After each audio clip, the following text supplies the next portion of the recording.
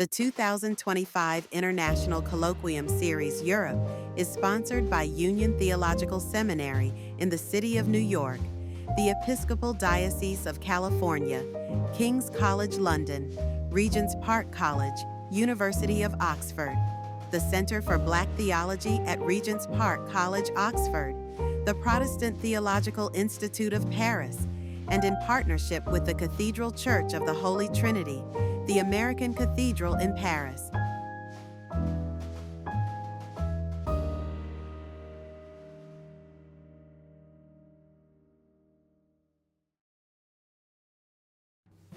The Northern California Dr. Martin Luther King Jr. Community Foundation is dedicated to promoting justice, health, education, and service. Please consider making a donation at NorcalMLKFoundation.org. Every donation makes a difference.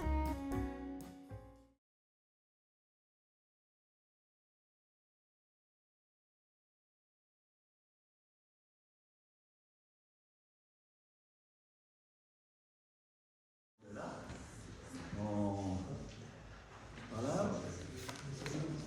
Bienvenue à tout le monde. J'espère que vous m'entendez. Vous avez bien profité de la pause de midi et de ce beau soleil. On reprend donc notre colloque avec cet après-midi les deux exposés, Andrea White et Paul Ricœur. Et puis, comme je disais, il y aura un petit moment de présentation bibliographique tout à la fin. C'est pour ça que je ferai des présentations succinctes de nos intervenants, comme on l'a fait ce matin. Donc, on va enchaîner tout de suite, puisque j'ai remarqué que ça prend quand même du temps. Hein. Je tire les leçons de ce matin. On va enchaîner tout de suite avec une petite présentation en anglais. Donc, notre première intervenant de ce matin, c'est Andrea White, qui est, alors il faut que je prenne le côté français, professeur associé au Union Theological Seminary de New York, chaire théologie et culture, et le titre de son exposé est Discours narratif et théologie du temps dans la pensée du womanisme. Alors, en anglais, juste très rapidement. Welcome again, everybody, for this afternoon session. We start with a paper by Andrea White, who is Associate Professor of Theology at the Union Theological Seminary, Professor of Theology and Culture, is the name of the chair. In New York, and the title of your paper is Narrative Discourse and the Theology of Time in Womanist Thought. Thank you very much for being with us today. Thank you. Thank you, everyone at IPT, and to Mark and Anne-Marie and Frederic and everybody who joined us on, oh yes, Mike, important. Thank you to everyone who joined us on Zoom and did all the behind-the-scenes planning. It's really a joy to be in Paris. Kind of my first time in Paris. I had a 6-hour layover during my honeymoon in 1996. I don't know if that counts as my first time in Paris. So maybe this is the real first time. Anyway, a huge pleasure. I'll just dive right in. K.B. Cannon is celebrated as a founding scholar of womanist theological ethics.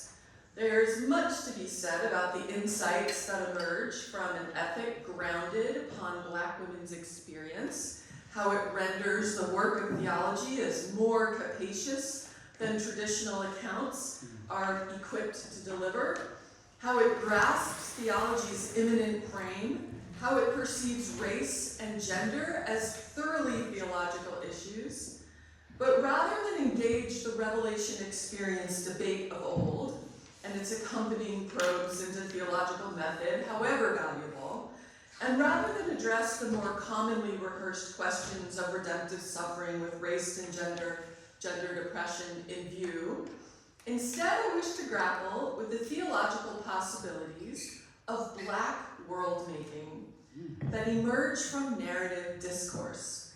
My grappling is inspired by a well-known tenet of Katie Cannon's work, but less often tapped for its particularly theological import. In the 1984 annual of the Society of Christian Ethics, Katie Cannon casts Black women's literary tradition as a source for engendering an ethic of life. Such casting calls into question the capacity of Christian ethics to bear up human experience when Black experience is either outside its angle of vision or distorted. Her linking of Black religion with Black literature altogether bypasses the limitations of the traditional theological ethics. Black women's writing represents the moral wisdom and real lived texture of Black life in a way that simply cannot be conveyed inside the dominant assumptions of Christian ethics. Most poignantly, the assumption of freedom and its status as a taken for granted feature of human experience. Black women's writing becomes a decisive heuristic for Black life, integrating faith and ethics and illuminating a Black religious heritage. Cannon contends quite forcefully, and here's the tenet that I referenced, there is no better source for comprehending the real lived texture of Black experience and the meaning of the moral life in the Black context than the Black women's literary tradition. Black women's literature offers the sharpest available view of the Black community's soul. Close quote. This is a hefty claim. Cannon is granting hermeneutical privilege to Black women's writing to probe Black experience, to illuminate the soul of the community. Cannon states it clearly. It is my thesis that the Black women's literary tradition is the best available repository for understanding the ethical values Black women have created and cultivated. There may be other sources for understanding Black life, but Black women's literature is distinctive for being the worthiest among them. It is, in fact, unsurpassed. Cannon asserts, in the quest for appreciating Black women's experience, nothing surpasses the Black women's literary tradition. Why is that? First of all, the Black women's literary tradition shows how slavery and its consequences forced Black women into a position of cultural custodian. Cannon refers to the meaning-making function of Black women's writing, quote, as recorders of the Black experience, Black women writers convey the community's consciousness of values that enables them to find meaning. The irresistible power in the Black women's literary tradition is its power to convey its values. Black women's literary tradition is a source to interpret and explain patterns in Black life from which ethical values can be gleaned. The Black community has fashioned for itself distinctive ethical values. Now, moral wisdom is not in itself redemptive, she explains. It does not rescue Black women from the bewildering pressure and perplexities of institutionalized social evils, she says. But such wisdom is revelatory, unveiling the violence lurking beneath the ethical codes that take freedom for granted. In this lecture, I wish to explore the theological impact of Cannon's hermeneutical principle that grants pride of place to the Black women's literary tradition. The extent to which Cannon intuited the theological implications opened up by asserting a literary source for Christian ethics can only be speculatively asserted, since her theological claims are often more implicit than explicit. The aim of the lecture is not a speculative argument for authorial attention. It's rather a thought experiment with a theologically constructive ambition, one that is derived from and takes into account the themes that arise in Cannon's womanist ethics through Black women's writing and the function of narrative. When Black subjectivity is marked by social death in the world, Black women's literary tradition and its proclamations of Black subjectivity in the world of the text become an important means by which to affirm Black aliveness, to overwrite the Grand Master narrative of Black death. By imagining the fictive possibilities of black life world, Black women's writing is creating a life world. Cannon puts it rather pointedly, Black women have used their creativity to carve out, quote, living space. This means the writing act of Black women is caught up in meaning-making for the Black community. Cannon declares Black women writers are the symbolic conveyors and transformers of the values of the Black community. Black women's literary tradition is a source to interpret and explain patterns in Black life from which ethical values can be gleaned. Now, the idea of narrative is not idiosyncratic to Cannon. Dolores Williams, a systematic theologian, another founding figure in womanist theology, relied on the Hagar narrative. Williams perceives Black women's experience as isomorphic with Hagar's subjugation, alien status, and wilderness experience. Hagar's unlikely encounter with God, and yet more unlikely naming of God, is all at once a challenge to salvation history, classical atonement theories, and certain liberationist accounts of redemption. Cannon and Williams make a similar maneuver critical for womanist work. Theirs is a method of appropriation, by which I mean finding oneself depicted in the world of the text. But there's an intuition here that moves beyond representation and the narrow view of mimesis as imitation. Cannon placed a great deal of stock in the matter of representation. The literary tradition is a meaning-making practice because it represents Black life in a way that Christian ethics fail to do. If in Black life, moral agency may run contrary to the ethical boundaries of mainline Protestantism. Black women's writing and narrative represents a reality that is otherwise unreadable, you might say illegible. She says, the work of Black women writers can be trusted as seriously mirroring Black reality. Their writings and chronicles are chronicles of Black survival. In their plots, actions, and depictions of characters, Black women writers flesh out the positive attributes of Black folks who are hidden beneath the ordinariness of everyday life. Now, this is a matter of imaging, and in theological terms, I would say it's a question of the imago Dei. As a womanist theology addresses the question of the imago Dei, the problem of representation and the matter of embodiment are immediately foregrounded. When we consider the manner in which history and contemporary culture have represented the creatureliness of Black women, our gaze is immediately turned to her blackened body, which is imaged as base and carnal.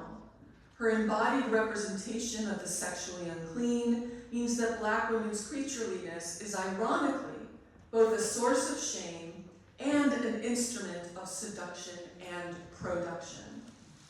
However we construe it within the terms given by history, Black female flesh is represented as inherently sinful. In this identification of Black women with creaturely abjection, such representation remains invested in conceiving Black women as property and confining, indeed expropriating Black women of their bodies and labor. Invoking the imago Dei does not help much if religious discourse remains wedded to theories of representation. The matter of representation is called into question because of classic questions in recognition politics, misrecognition and misrepresentation, visibility and invisibility, and I might add also hypervisibility. But in fact, a larger question is at stake, one that stems from assumptions about how representation operates in this account of imaging God. Imaging God gets read as representing God. In other words, who best represents God? What criteria are implied for humanity to be established? Questions of representation typically involve correspondence, gaps between reference and signs. Measuring the adequacy of a representation is contingent on the conceivability of that which is represented. Stating it a bit more crudely, may we ever know how or how well the human person images God if God exceeds what we may rightfully claim to know? These are classic questions, and I'm persuaded, this has been a bit of a side note, I'm persuaded by apophatic anthropologies that perceive alterity for both the human and the divine. But a whole new question is at stake here when it comes to the question of Black women imaging or representing God.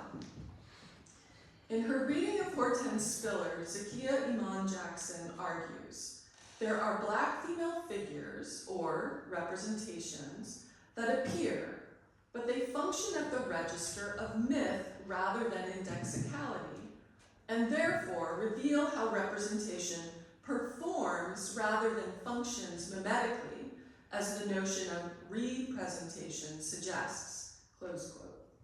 The question is not, what is the proper representation of a Black woman? We do not evaluate representation's supposed accuracy or inaccuracy, its ability to represent the real, whatever that is. Jackson problematizes calcified representations of Black womanhood and instead preforms representation in a speculative mode. Black female figures underscore the manner in which representation performs in worlds, and an unmaking of worlds rather than indexes the world as such. It's the problem of representing a sublime function that exceeds any claim to knowledge, but that can only be approached obliquely in a gesture of representation. Jackson's insight is a gesture toward a critique of the, quote, performative labor representation does in worlding processes, or the crafting and obliteration of worlds. The grammar of representation takes as its enabling figure that which is not only represented, but more precisely, non-representable. The grammar and logic of representation reproduce the Black female figure as always and already trapped within immanence. The Black female figure is burdened with what is foreclosed from representability. Worse than misrepresentation, the Black female figure is illegible and non-representable. She is figured outside the grammar and logic of representation. On this account, the imago Dei, conceived as a mode of imaging, does not include the Black female figure. If Paul Ricœur's theory of narrative is an antidote to the postmodern declaration of the death of the subject, then perhaps unwittingly he may have something to say to the social death, Black social death and Black subjectivity. Ricœur's basic hypothesis is that temporality is the common feature of human experience, which is marked, organized, and clarified by the act of storytelling. Telling a story, according to Ricœur, means deploying an imaginary space for thought experiments in which moral judgment operates in a hypothetical mode. Thus, negotiation and play with ethical decisions can happen through the imaginary space, or what he calls ethical laboratory, that comes through the act of narrating. When Black women tell their stories in their own voice, they are creating the space for such an ethical laboratory, where creative efforts to transcend oppressive systems may be nurtured, like the quiet grace that identifies possible choices of moral conduct within human interaction. And if you know Katie Cannon's work, you know that she uses this notion of quiet grace in womanist virtue ethics. Repeating what Stacey Floyd Thomas recognizes about storytelling, I love this line of hers. She says, the ethical task of mapping the testimony of redemptive self-love through God talk is often found in the parabolic expression of Black women's lives. It is in the telling of Black women's stories that they become the living expression of God's redemptive power, enabling God to speak through them as divine vessels. Like the womanist virtue of quiet grace, the negotiation that can happen here in the ethical lab of storytelling includes the quest to exercise judicious forethought and functional prudence. So narrative can help shape a reality.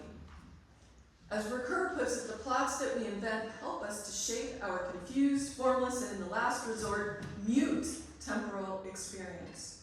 Mute temporal experience is articulated through the womanist virtue of unshouted courage, another one of Katie Cannon's phrases, which has as its center self-affirmation. Human experience is ceaselessly shaped due to this interplay between the indirect reference to the past and the productive interpretation that happens in the stories we tell. Narrative, moreover, has the power to remake reality, and even to remake real praxis, insofar as it aims at a horizon of a new reality. Ricœur claims, it is this world of the text that intervenes in the world of action in order to give it a new configuration, or in order to transfigure it. So the narrative function enhances the productive imagination in the seeing, the sudden insight that reduces logical distance, bringing close together the heterogeneous. This bringing close is not a sublation, but seeks new meaning in the polyphonic. The pleasure of a text is the pleasure of learning something new. The configuration that comes from the structural operation of narrative synthesizes heterogeneous experience by creating a concordant discordance. The concordant narrative structure is meant to tie together the fractured self and salvage the postmodern subject from the experiences of multiplicity, flux, and contingency. So the imagination is the capacity to produce something new in spite of the initial difference between terms that resist assimilation. The womanist attitude of feistiness is the expression of the productive imagination, such that feistiness allows for steadfastness and fortitude in the face of tyranny, in order to create a new narrative identity, indeed, a new reality. Now, a more limiting theory of narrative holds that narrative is a method whereby the experience of a lifetime can be provided with meaning by tying them together in a certain culturally sanctioned structure. This restricted view of narrative function holds that literary works do not aspire to the norm of unity are not only, literary works that do not aspire to the norm of unity are not only less coherent and less intelligible, they are deemed less ethical. But for Ricœur, the function of narrative is not a totalizing activity, does not imply a close-ended system, but demonstrates the distance, the gap, between itself and lived experience, between living and recounting. So on Ricœur's more expansive account, an alternative narrative structure would critically engage experiences that traditional narrative would pass over and would play with the status of events. Quote, a broader and richer narrative structure would engender endless possibilities for meaning construction. So on this view, unity and wholeness are not necessary criteria for coherence in personal identity, and I might say personal narrative identity. Subjectivity is not contingent upon a non-disruptive narrative. Narrative practice may include disjunctive and non-linear subjectivity. Precisely because narration is a method to maximize agency, a womanist understanding proposes a more inclusive notion of plot that allows for fissure and disjuncture in subjectivity, as well as intentional self-consistency. Now, just to bring it down to the ground for just a moment, the figure of Hagar serves as an example of what I mean and what is meant by a non-totalizing narrative function that allows for disjunctive and non-linear subjectivity. Hagar represents the profound sense of loss and abandonment, experiencing separation on multiple levels. A less disjunctive narrative identity would conclude Hagar is therefore a symbol of passivity and surrogacy, victimized by those who would hold the power. Exploited and persecuted, she is barely a participant in her own story. Yet, as Dolores Williams tells the story, Hagar maintains a sense of self-determination, initiative, and the impulse to survive. Through her feistiness and rebelliousness, Hagar engages a productive imagination. In shaping her mute temporal experience, Hagar shapes a new reality. Hagar manifests a complex identity, Suffering slave, surrogate mother, expelled wife, freed slave, single mother, resident alien. Also tenacious survivor and astute planner, she is woman of strength and theologian of insight. In Hagar we find a practitioner in the theology of ingenuity. Part of the problem in reading and writing is in reading and writing a what instead of a who. The tendency is to misread blackness as a what, which imposes fixity, so that blackness, as a vaguely biological what, takes on an eerie resemblance to those anti-black discourses that first claimed black bodies were indeed a what, a distinct subhuman species marked by nature. What if identities are not things, but moments in space and time? Neoliberal myths of historical progress require that identities in linear time are fixed because progress requires a notion of fixity. Now, I want to give credit to Michelle Wright. I'm going to read her very closely in some of the remarks I'm making here.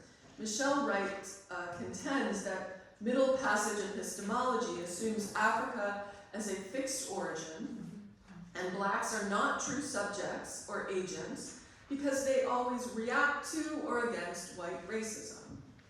This is all part of what she calls middle passage epistemology. Whiteness is the actor, blackness is the reactor. Western civilization is often a pageant of white heterosexual masculinity firmly in tune with progress. Other bodies are affected, but they are rarely agents.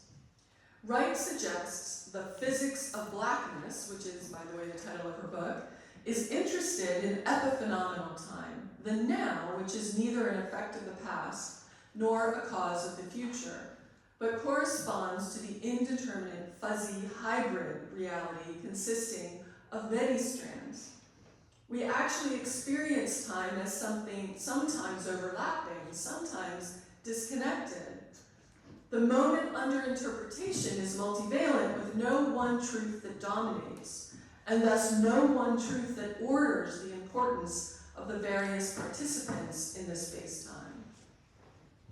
Middle passage epistemology is a narrative used by millions to tell themselves how they know they are black because they can locate their ancestry within this history.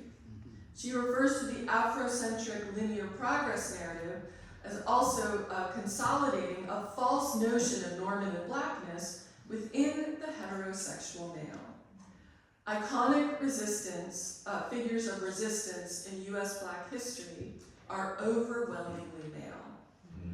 Frederick Douglass, Du Bois, Malcolm X, Martin Luther King Jr., except for NorCal. I'm looking at Aaron there. And Baldwin, the list goes on and on and on. Iconic female figures are celebrated for passive feminine means of resistance that almost seem to signify submission rather than subversion. Harriet Jacobs is famous for lying prone in an attic for 7 years. Harriet Tubman for traveling by night and hiding. Rosa Parks for sitting down. This is the vertical logic that dominates the Western narrative.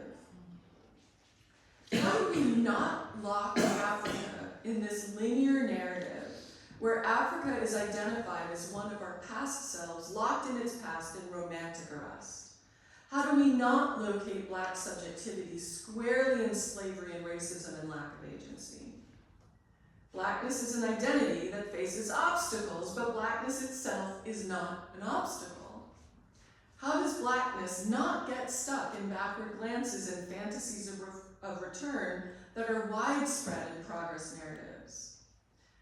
Here's another way of putting the question, and if for those of you who have the footnotes, you'll see that I'm referencing someone. For those of you who don't have the footnotes, the English listeners, I'm going to give you the footnote. I'm referencing James Noel, who was mentioned earlier, our good friend who's no longer with us. And here's one way that he puts the question, I'm paraphrasing.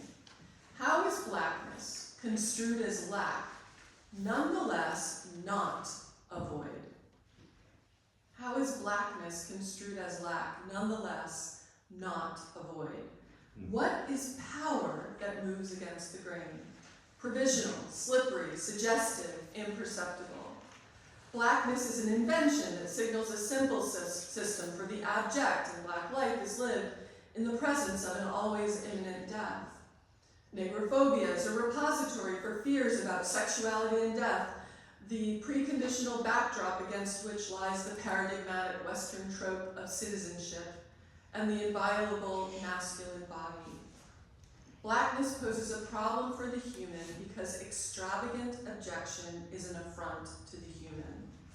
Blackness is a vantage point and, as such, a resource for the political present, not because it reifies and valorizes the lived experience of oppression, but precisely because, as a limit concept for the human, blackness compels us to attend to imperceptible zones of personhood.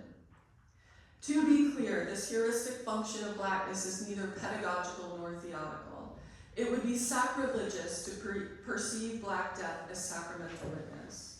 Suffering conceived as an explanatory analytic is a technology of violence. But if black being embodies ontometaphysical exile and homelessness, then blackness itself is best positioned to pose a problem for man with a capital M, and thereby to confront anew the provisional, precarious, and unfinished question that is the human. How do we realize a previously unavailable narrative and genre of the human? What if blackness is a heuristic for imagining the human otherwise? How can blackness set the stage for hitherto foreclosed theories and practices of being human, and I would add, for the way we tell our story?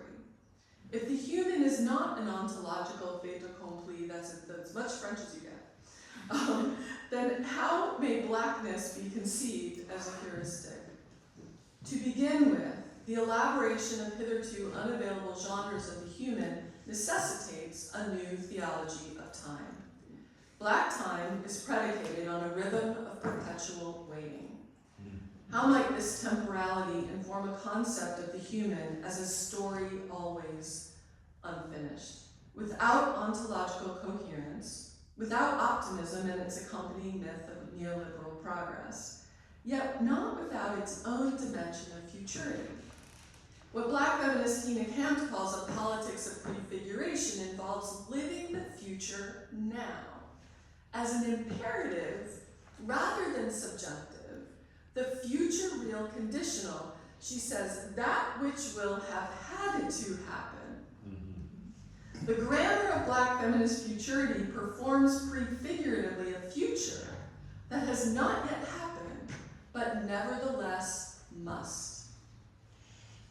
I cannot help but imagine this grammar of futurity as a new eschatological form, one that is resonant with the transfiguring effects of narrative, that runs as ubiquitous subtext in Katie Cannon's hermeneutical principle.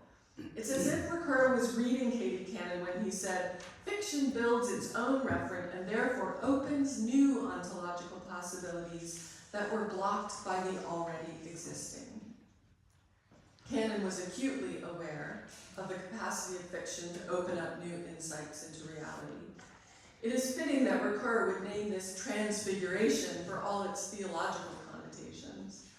Ricœur speaks of the poet that provides mimesis of reality, more than a descriptive imitation of what is, but a depth inquiry into the essence of human life and action. Mm-hmm. This is precisely the moral wisdom Cannon had in mind when she claimed the authority of Black women's writing to represent the soul of Black life. This is why Cannon could state her hermeneutical principle with such force when she proclaimed Black women's writing as the unsurpassed source for comprehending the real lived texture of Black experience, offering the sharpest available view of the community's soul. Cannon knew the world-making power of productive imagination and the transfiguring effects of narrative. If the old prevails over the new in recognition, With productive imagination, there is a displacement of old concepts and the creating of new, the breakthrough of imagination. Ricœur speaks of the new being in language that is a positive conquest of the world, filled with reverberation, the multiplication of sonority. Space is filled with the dynamics of sonorous life. Here we are not caught in the nothingness of the image and the anti-world. I'm quoting Ricœur here. On the contrary, we are redirected toward a new reality. Ricœur proclaims, and this is my favorite quote, "The imagination saves the world." Katie Cannon knew this too. And if Black women's writing opens up new realities with a new eschatological future, then maybe, just maybe, Black women's writing will save the world. Thank you.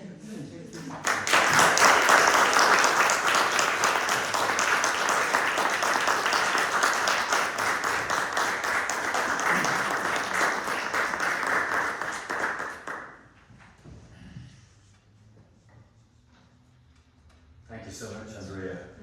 Thank you for these thoughts that are full of questions, deep questions as to the meaning of your own subject matter, but also, as we already mentioned this morning, translation problems. Because you know that blackness thing.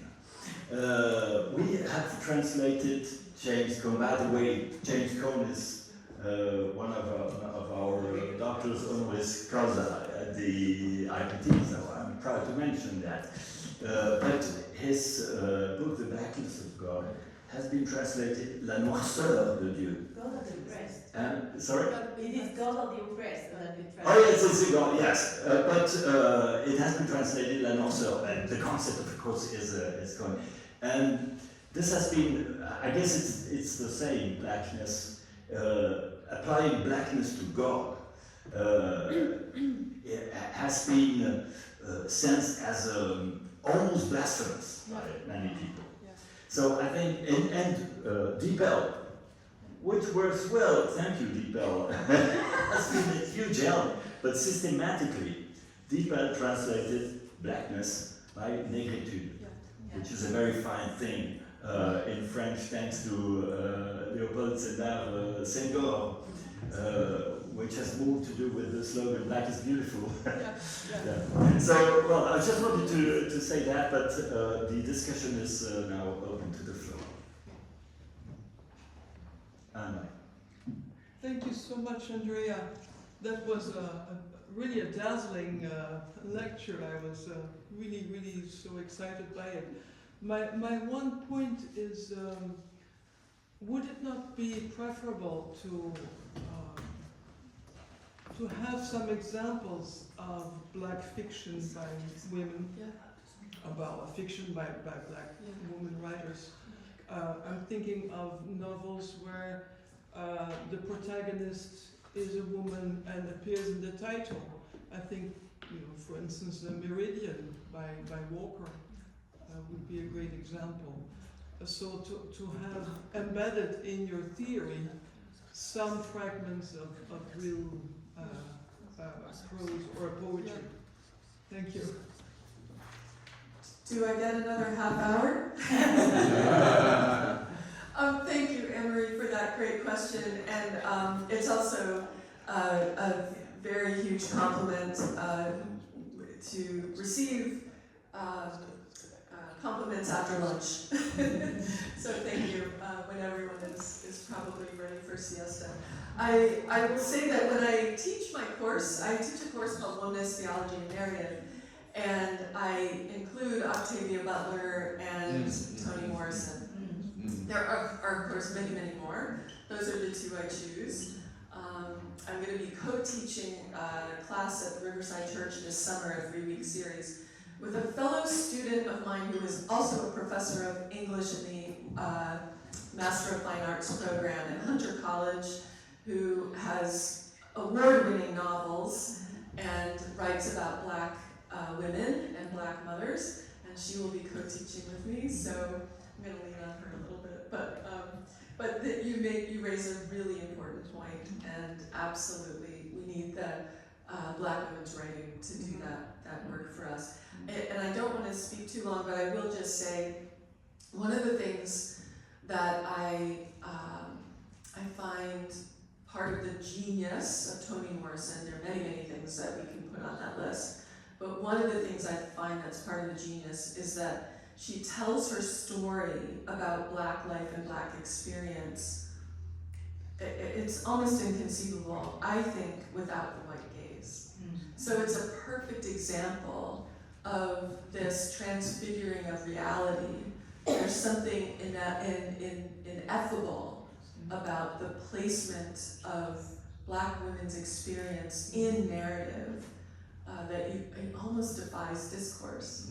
And it takes a Toni Morrison to pull it off without the white gaze. Yeah, so there's more to say. But thank you for that. Yeah. Yes, when you talk about writings, it's mainly novels or could be letters?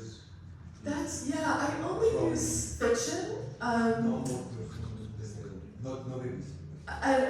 That's actually not true. I do also use two poets. Claudine Rankin has a book called Citizen, and I use Tracy K. Smith. Yeah, so I do those early in the semester. I think there are a couple others, but yeah. For example, you use the letters sent by a mother to a son or things like that. Yeah. Is it part of your? I haven't, but letters are a great example. Yeah, I like that example. Yeah. And if you have any in mind for me to use, please tell me. Thanks. Yes? Yes, I have a question, and this can be relevant to this morning intervention or yours, maybe, I don't know, but I have the feeling that in France, when we try to challenge these fundamental notions, like justice or Black representation, we are often, they say that we are trying to rewrite the story or rewrite the worldview. So we often give it up and keep these traumatic experiences in the Black community. There is a huge problem in France to talk about this question. That something in France, I mean, maybe because of the colonization, but it's not easy to talk about that. Yeah. So I don't know how we can raise the public debate or find a way to finally talk about that in public. I feel we are stuck in this way. Yeah, thank you for that. This is forgive me, a quick and dirty answer, but I think part of womanist work is to do both the descriptive, what I would call the truth-telling, and the prescriptive. So when womanist theological ethics is doing its work, it also includes the truth-telling, which includes the naming of trauma and the describing of what is real as it's moving into the. Emily Towns makes a claim about we don't just say what is, we actually do something constructive, and we have a prescriptive element in the work we do. So in other words, I'm mushing some things together here, but I think that there's a transfiguration that's happening in womanist theological ethics, which I'm reading theologically as well, with an eschatological. Yeah, that's my own take. Yeah. Other questions? Yes. Crystal? Yeah. Thank you. And I also apologize for the video. We're not getting the questions, probably because they're not mic'd. So should I be repeating the questions and looking at our videographer? Yeah. Right. I think everybody understands English quite well. No, but Oh, Yeah. the No. video. Is there It's okay. Yeah. It's okay. Yeah, Okay. we're not getting the questions on that. Because I should be repeating them. Sorry, Crystal. Oh, no, it's not okay. Yeah. My question is, do you think that with the womanist theology we have a new definition of blackness? What do you think? But I want to know, with your work and with all this work on the narrative and all the fiction out of you. I have never said this out loud, and I realize I'm being recorded here, but I'm a little bit obsessed with what Black writers do with the concept of Blackness. And if I had 24 hours in my day, I would do an encyclopedia of how authors define it or describe it, or but I do think there's something to understanding Blackness as and I get this is inspired by Zakiya Iman Jackson and her book Becoming Human, where Blackness is a limit concept, and that it's a limit for the human. Because it's read as abject, Black subjectivity is abjection. Blackness becomes a limit concept, and if it's a limit concept for the human, and this is the move I was trying to make, then it might be a heuristic for questioning the genre of the human, which is exactly the question that Sylvia Wynter raises. We need a new genre of the human. And so that's why I'm suggesting, okay, we need a new genre of the human. I'm not sure I understand what that is when I'm reading Sylvia Wynter. Maybe she explains it and I'm just not getting it. But I do wonder, maybe Blackness is the new lens through which to understand the human. If it's the limit concept, then it's going to be an expansive, right? So it's more than a flipping of the script or an inversion. I think it's subversive. Yeah. Yeah, thanks for that question. And if you have an answer, I want to hear it.